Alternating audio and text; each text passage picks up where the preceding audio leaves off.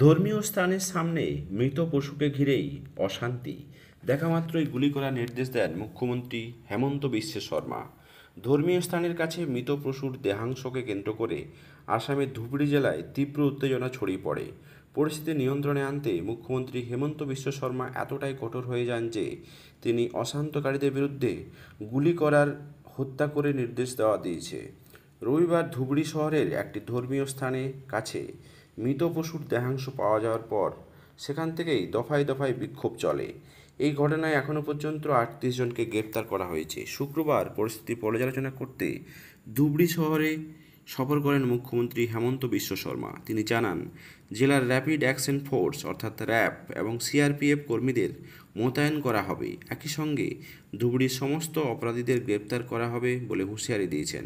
মুখ্যমন্ত্রী বলেন, বকরিদের পরের দিন অর্থাৎ 7ই জুন জেলার সদরের ধর্মীয় স্থানের কাছে মৃত পশুর দেহাংশ পাওয়া গেছে। এরপরেই দুই গোষ্ঠীর মধ্যে অশান্তি চরমে পৌঁছায়।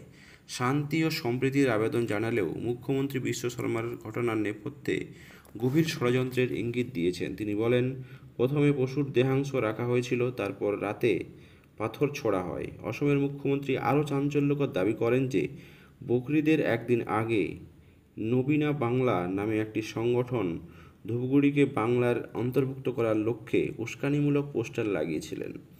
এই ঘটনার সঙ্গে পোস্টারগুলোর যোগসূত্র খতিয়ে দেখা হচ্ছে।